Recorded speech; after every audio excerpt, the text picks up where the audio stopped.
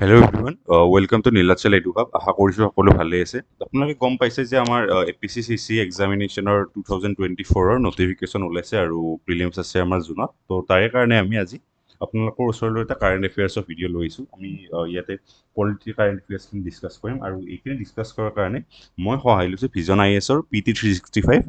বা প্ৰিলিমছ 365 বুলি কয় ইয়াতে কি আছে আমাৰ গোটেই বছৰটো যিখিনি কাৰেণ্ট এফেয়াৰ্ছ আছে প্ৰিলিমছৰ কাৰণে সেইখিনি এটা কম্পাইলেশ্যন আছে আৰু মই বেছিভাগ টপাৰে এইটো কাৰেণ্ট এফেয়াৰ্ছৰ কম্পাইলেশ্যনৰ ওপৰত বিশ্বাস দেখুৱাইছে যোৱা কেইবছৰত তো সেইকাৰণে মই ইয়াৰ পৰাই আজি আমাৰ কাৰেণ্ট এফেয়াৰ্ছখিনি ডিছকাছ কৰি ল'ম বুলি ভাবিছোঁ আৰু এই গোটেই ভিডিঅ'টো নন কমাৰ্চিয়েল পাৰ্পাছৰ কাৰণে তো ইয়াতে আমি একো তেনেকুৱা বস্তু ইউজ কৰিব খোজা নাই বা কপিৰাইট ক্লেইম এটা তেনেকুৱা তো এইখিনি তেওঁলোকৰ প্ৰডাক্ট হয় ভিজন IASৰ তেওঁলোকৰ কপিৰাইটেড মেটেৰিয়েল তো মই সেইখিনি আগতে ঘোষণা কৰিছোঁ এইখিনি নন কমাৰ্চিয়েল পাৰ্পাছৰ কাৰণে আমি ইউজ কৰিম বা নলেজ পাৰ্পাছৰ কাৰণে অকল তো ইয়াতে আমি প্ৰথমে পঢ়িম চাইমultaneous ইলেকশ্যনৰ বিষয়ে আমাৰ গম পাইছে যে ইতিমধ্যে আমাৰ ওৱান নেশ্যন ওৱান ইলেকশ্যন বিল বা বিধেয়কখন আমাৰ সংসদত হেৰি কৰা হৈছে সংসদত তাৰ ওপৰত ডিছকাশ্যন চলি আছে 129th এমেণ্ডমেণ্ট বিল ইন্ট্ৰডিউচ কৰা আছে লোকসভাত আৰু জইণ্ট পাৰ্লিয়ামেণ্টাৰী কমিটিয়ে তাৰা ৰিভিউ কৰি আছে আৰু কি প্ৰভিজন কি আছে 129th এমেণ্ডমেণ্ট বিল এইটো ইম্পৰ্টেণ্ট কিমান এমেণ্ডমেণ্ট বিল 129th আৰু তাতে কি হৈছে এটা নতুন আৰ্টিকল 82A ইনক্লুড কৰা হৈছে তাতে কি কৈছে যে সাইমালটেনিয়াছ ইলেকশ্যন মানে কি বিধানসভা আৰু লোকসভাৰ ইলেকশ্যন প্ৰায় এটা টাইমতে একেলগে কৰা হ'ব আৰু ইয়াতে কি কোৱা হৈছে যে টাৰ্ম অফ লেজিছলেটিভ এছেম্বলি বা আমাৰ বিধানসভাবোৰৰ টাৰ্ম শেষ হৈ যাব যেতিয়া আমাৰ লোকসভাৰ টাৰ্ম শেষ হ'ব লাগে কোনোবাখন বিধানসভাৰ আমাৰ ছাপ'জ আমাৰ নেক্সট যিটো ইলেকশ্যন হ'ব যদি এই বিধেয়কখন গৃহীত হৈ যায় তেতিয়াহ'লে কি হ'ব নেক্সট যিটো ইলেকশ্যন হ'ব তেতিয়া আমাৰ যিদিনা আমাৰ লোকসভা ডিজলভ হ'ব সেইদিনা যিমানখিনি আমাৰ ইণ্ডিয়াৰ ষ্টেট লেজিছলেটিভ এছেম্বলি আছে সেইখিনিও ডিজলভ হৈ যাব লাগে তেওঁলোকৰ লাইফ টাইম 5 বছৰ কমপ্লিট নহওক 2 বছৰ বা 3 বছৰ হওক সেইটো কথা তাৰপিছত লিখা আছে যে ইয়াতে আৰ্টিকল 83 এমেণ্ডমেণ্ট এটা হৈছে ইয়াতে আনএক্সপায়াৰ্ড টাৰ্ম কি মিড টাৰ্ম কি সেইবোৰ বস্তু ডিছকাছ কৰা হৈছে আৰু আনএক্সপায়াৰ্ড টাৰ্ম কি কয় যদি আমাৰ কি হয় যদি আমাৰ লোকসভা 5 বছৰ হোৱাৰ আগতে ডিজলভ হৈ যায় তেতিয়াহ'লে যিখিনি বাকী সময় থাকিব সেইখিনি আনএক্সপায়াৰ্ড টাৰ্ম বুলি কয় আৰু তেতিয়াহ'লে কি হ'ব এটা মিড টাৰ্ম ইলেকশ্যন হ'ব মিড টাৰ্ম ইলেকশ্যন এটা হ'ব আৰু সেই ইলেকশ্যনত কেৱল কোনখিনি সময়ৰ কাৰণে হ'ব নেক্সট সেইখিনিৰ কাৰণে হ'ব আনএক্সপায়াৰ্ড টাৰ্মটোৰ কাৰণেহে হ'ব আৰু তাৰপিছত কি হৈছে এমেণ্ডমেণ্ট অনা হৈছে আৰ্টিকল 172 তো আমাৰ চিমিলাৰলি আনএক্সপায়াৰ্ড টাৰ্ম আগতে ডিফাইন কৰা হৈছিল 83 ডিফাইন কৰা হৈছিল আমাৰ পাৰ্লিয়ামেণ্টৰ কাৰণে আৰু ইয়াতে 172 সেই টাৰ্মটো ডিফাইন কৰা হৈছে ষ্টেট লেজিছলেটিভ এছেম্বলিৰ কাৰণে আৰু তাৰপিছত আৰ্টিকল 327তো এমেণ্ডমেণ্ট অনা হৈছে তো ইয়াতে 327ত কিহৰ বিষয়ে ঘোষণা ডিছকাছ কৰা হয় যে parliament has the power to make provision with respect to election of legislatures পাৰ্লিয়ামেণ্টৰ হাতত পাৱাৰ আছে আমাৰ লেজিছলেটিভ এছেম্বলিবোৰৰ বা ষ্টেট লেজিছলেটিভ এছেম্বলি হওক বা চবৰে কাৰণে ইলেকশ্যনৰ প্ৰভিজন বনোৱাত তো সেইটো বস্তু আৰু এটা কথা যে আমাৰ ওৱান নেশ্যন ওৱান ইলেকশ্যন মানে এনেকুৱা নহয় যে এটা দিনতে গোটেই ইণ্ডিয়াৰ ইলেকশ্যন হ'ব ওৱান নেশ্যন ওৱান ইলেকশ্যনৰ মিনিং হ'ল যে লোকসভা আৰু বিধানসভাৰ ইলেকশ্যন হ'ব প্ৰায় এটা টাইমতে এটা ফেজতে এনেকুৱা নহয় যে এটা দিনতেই হ'ব আৰু ইয়াতে আমাৰ লোকেল বডি ইলেকশ্যন সিদিনা নহয় অকল ষ্টেট লেজিছলেটিভ এছেম্বলি আৰু লোকসভাৰ হ'ব আৰু এটা কথা যে আমাৰ আগতে ইণ্ডিয়াত সাইমালটেনিয়াছ ইলেকশ্যন হৈ আছিল আপ টু 1967 তো তাৰে পিছত কি হ'ল 1967-68 মানত যেতিয়া ষ্টেট লেজিছলেটিভ এছেম্বলিবোৰে প্ৰিমেচিয়ৰ ডিজলিউশ্যন হ'বলৈ ল'লে যে 5 বছৰ কমপ্লিট হোৱাৰ আগতে তেওঁলোক ভাঙি যাবলৈ ল'লে আৰু তেতিয়া এই সেইটো চাইকেলটো ব্ৰেক হৈ গ'ল আমাৰ এইখিনি দৰকাৰ নাই বডিজ ডেট ৰিকমেণ্ডেড সাইমালটেনিয়াছ ইলেকশ্যন তাৰপিছত ষ্টেট ইলেকশ্যন কমিশ্যনৰ বিষয়ে আমি শিকিম ৰিচেণ্টলি কি হৈছে কেগৰ ৰিপৰ্টত কৰ্ণাটকাৰ এটা ৰিপৰ্টত দেখা গৈছে যে this empowerment of SECs has delayed election to local government কি হৈছে আমাৰ SECবোৰৰ এম্পাৱাৰমেণ্ট কমাই দিয়া হৈছে ডিছ এম্পাৱাৰমেণ্ট কৰাইছে আৰু সেইটো বস্তু কি কৰিছে লোকেল গভৰ্ণমেণ্টৰ ইলেকশ্যনত প্ৰব্লেম আনিছে বা ডিলে কৰিছে এতিয়া আমি ষ্টেট ইলেকশ্যন কমিশ্যনৰ বিষয়ে শিকিম তো কি হ'ল এইটো এটা autonomous constitutional authority autonomous constitutional authority এইটো তেওঁলোকৰ কি কনষ্টিটিউশ্যনত তেওঁলোকৰ মেনশ্যন আছে responsible for administering election to the PRIs and urban local bodies এইটো এটা অট'নমাছ কনষ্টিটিউশ্যনেল বডি যিটোৱে কি কৰে ইলেকশ্যন পাতে কাৰ আমাৰ যি পঞ্চায়ত আছে PRI বা পঞ্চায়তী ৰাজ ইনষ্টিটিউশ্যনবিলাক বা আৰ্বান লোকেল বডিজ বা মিউনিচিপালিটি কৰ্পৰেশ্যন এটচেট্ৰা তো আমাৰ এইটো কি কোনটো এমেণ্ডমেণ্টৰ আণ্ডাৰত আমাৰ স্থাপন কৰা আছিল 73rd and 74th amendment act তেতিয়া আমাৰ SEC বিলাক স্থাপন কৰা হৈছিল আৰু কাৰ ৰিকমেণ্ডেশ্যন গাডগিল কমিটিৰ ৰিকমেণ্ডেশ্যনত আৰু এই আৰ্টিকেলকেইটা আপোনালোকে চাই ল'ব article 243K1 article 243ZA article 243K2 superintendence direction আৰু control and preparation of electoral rolls মানে ইলেকশ্যনৰ ৰিলেটেড যিখিনি কাম আছে মিউনিচিপালিটিৰ পঞ্চায়তৰ সেইখিনি কোনে কৰিব SEC কৰিব সেইটো কথা লিখা আছে condition of service and tenure of office of state election commissioner shall be determined by governor state election কমিশ্যনাৰৰ যিখিনি কণ্ডিশ্যন অফ ছাৰ্ভিচ আছে বা টেনিউৰ আছে কিমান সময়লৈকে তেওঁলোকৰ চাকৰি থাকিব সেইখিনি কোনে ডিটাৰমাইন কৰে গভৰ্ণৰে ডিটাৰমাইন কৰে he shall not be remove from office except in the manner on the grounds prescribe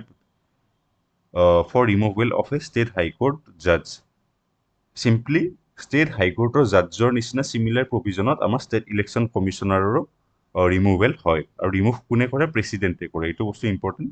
তো এপইণ্টমেণ্ট যদিও গভৰ্ণৰে কৰিব পাৰে ৰিমুভেল কিন্তু কেৱল প্ৰেচিডেণ্টে কৰিব পাৰে আৰু in the same manner as removal of state high court জাজ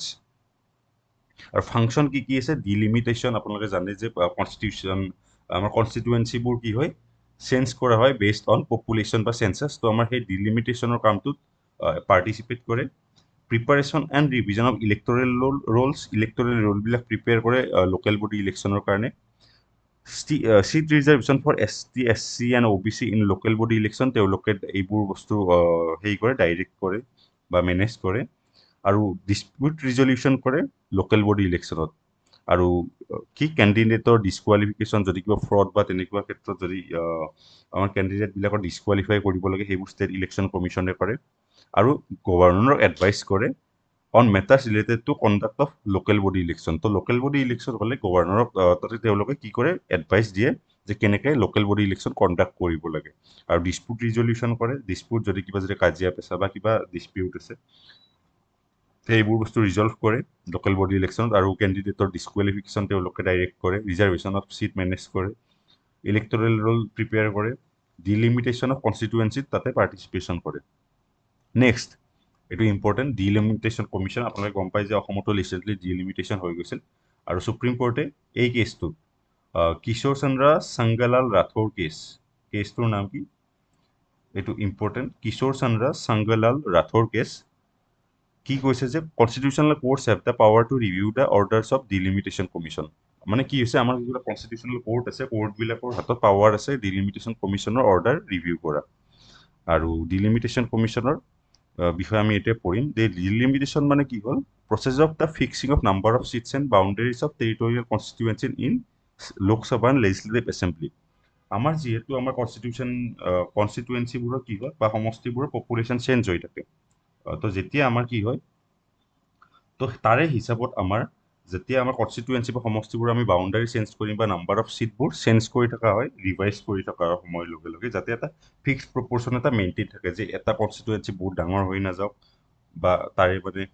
নাম্বাৰ অফ পপুলেশ্যন আৰু যিটো আমাৰ সেই আছে MLA বা MP ৰেচিঅ' আছে সেইটো ডিষ্টৰ্ট হৈ নাযাওক নষ্ট হৈ নাযাওক সেইটো বস্তু মেইনটেইন কৰে ডিলিমিটেশ্যন কমিশ্যনে তো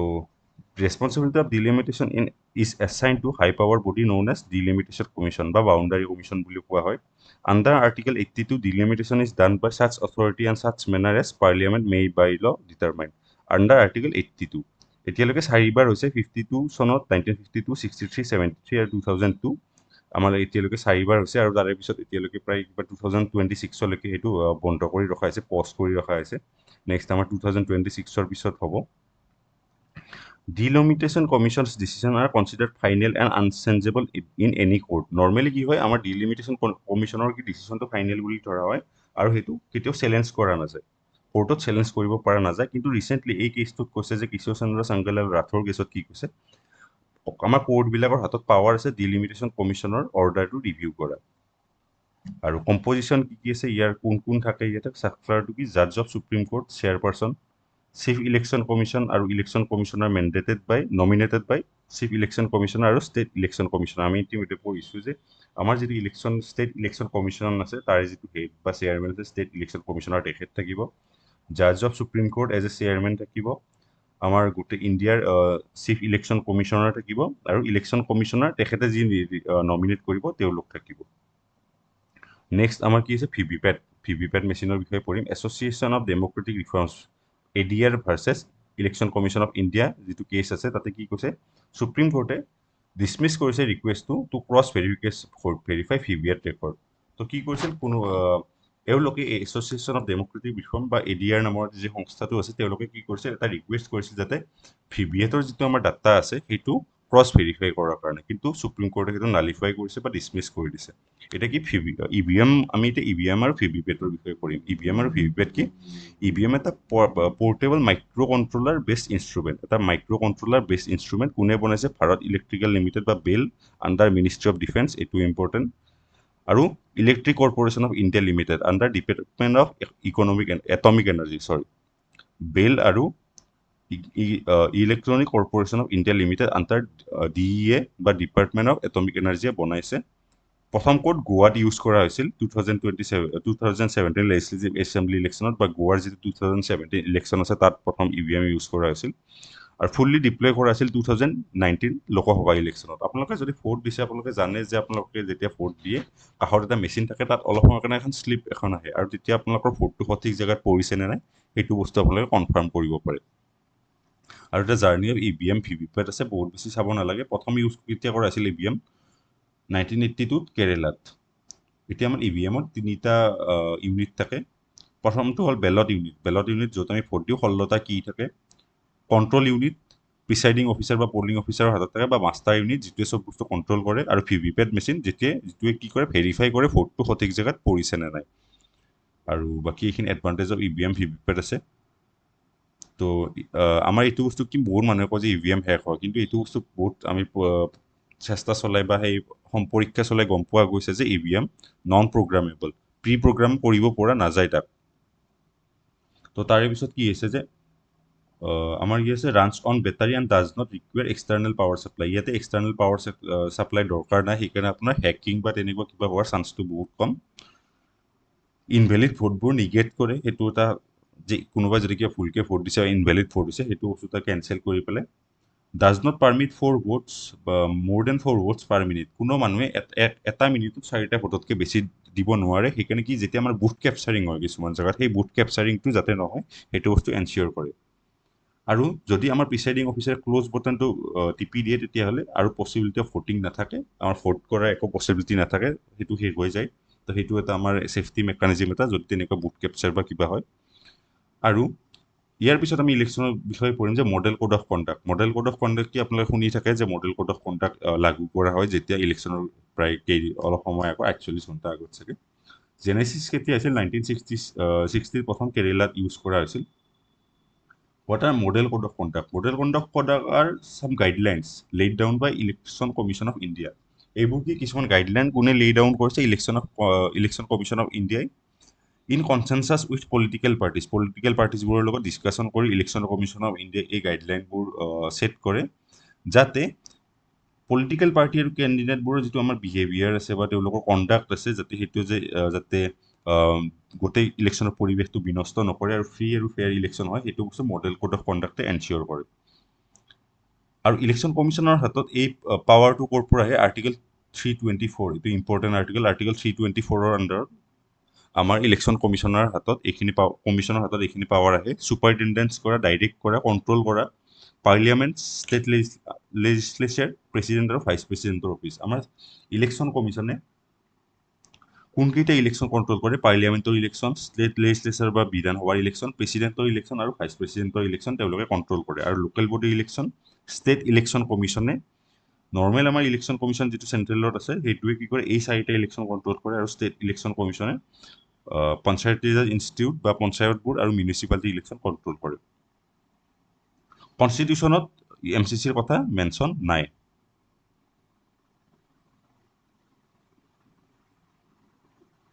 কনষ্টিটিউশ্যনত আমাৰ ইলেকশ্যনৰ কথা মেনশ্যন নাই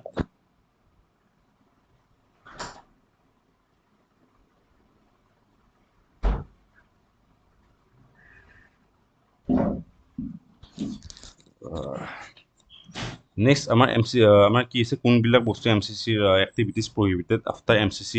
এনফৰ্চ আমাৰ MCC যেতিয়া লাগু কৰা হয় তেতিয়া কোনবোৰ এক্টিভিটি প্ৰহিবিটেড আছে যিকোনো পলিচি বা প্ৰজেক্ট আমাৰ কি হ'ব এনাউন্স কৰিব পৰা নাযায় avoid advertising of public advertising at cost of public exchequer আমাৰ পাব্লিকৰ পইচা খৰচ কৰি আপুনি কোনো ধৰণৰ এডভাৰটাইজ কৰিব নোৱাৰে বা টেক্স পেয়াৰ্ছ মানি ইউজ কৰি পেলাই যিকোনো পলিচি প্ৰজেক্ট বা স্কিম এনাউন্স কৰিব নোৱাৰে প্ৰহিবিশ্যন অফ এডহক এপইণ্টমেণ্ট কোনো ধৰণৰ কৰিব নোৱাৰে পাব্লিক মিটিং 48 আৱাৰ পিৰিয়ডৰ কাৰণে পাব্লিক মিটিং একো আমাৰ কৰিব পৰা নাযায় বেন অন গভৰ্ণমেণ্ট ৰিচৰ্চবিলাক কোনো মিনিষ্টাৰে বা কোনেও ইউজ কৰিব নোৱাৰে ইলেকশ্যনৰ কাৰণে ministers of candidates can not sanction on grant payments তেওঁলোকৰ যিবিলাক আমাৰ মিনিষ্টাৰবিলাকৰ ডিছক্ৰিপশ্যনেৰী ফাণ্ড আছে তাৰ পৰা একো কি কৰিব নোৱাৰে গ্ৰেণ্ট বা চেংচন কৰিব নোৱাৰে একো পে'মেণ্ট আৰু মই অলপ আগতে কৈছিলোঁ চাগে MCCটো 48 আৱাৰ্ছৰ সেইটো নহয় অকল 48 আৱাৰ্ছত মিটিংখিনি কৰিব নোৱাৰে তাৰে আগৰ পৰাই চাগে MCC এনচিয়ৰ হয় মই অকণমান সেইটো ডাউট আছে কনফাৰ্ম কৰিব লাগিব আৰু duration of applicability MCC is operational since the election schedule is announced till results are announce election schedule announce কৰাৰ পৰা ৰিজাল্ট ওলোৱালৈকে গোটেইখিনি সময়ে আমাৰ MCC লাগু হৈ থাকে তো এইটো বস্তু মই অলপ আগতে ভুলকৈ কৈছিলোঁ 48 আৱাৰ্ছ নহয় ইলেকশ্যন শিডিউল এনাউন্স হোৱাৰ পৰা ৰিজাল্ট এনাউন্স হোৱালৈকে গোটেইখিনি সময়ে আমাৰ কি হয় MCC চলি থাকে আৰু কনচিকুৱেঞ্চেছ কি আছে